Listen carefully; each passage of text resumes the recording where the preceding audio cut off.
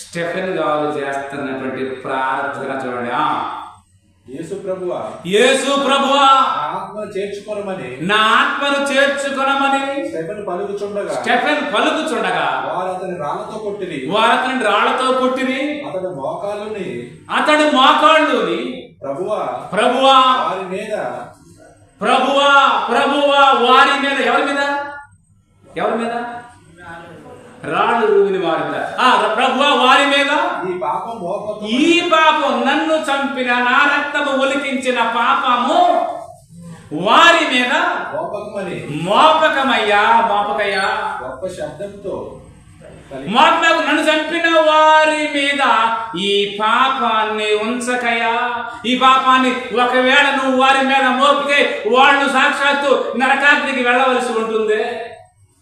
నా నిమిత్తం తండ్రి, నా నిమిత్తం వారి మీద ఈ పాపాన్ని మోపకయా.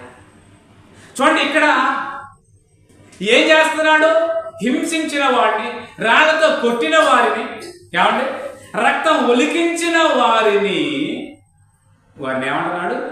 ఈ పాపం వారి మీద మోపకయ్యా. ఇదిగో ఇది ఇందాక మనం మొదటిగా చదువుకున్నది. మీరు ఆశీర్వాదమునకు వారసులగుటకు పిలువబడితిరి కనుక మీరు కీడుకు ప్రతి కీడైనను దూషణకు ప్రతి దూషణైనను చేయక ఏం చేయమన్నాడు? ఏం చేయమన్నాడు? ఆశీర్వదించాలి. మీరు మీ నోట ఆశీర్వాదం రావాలి, శాపం కాదు.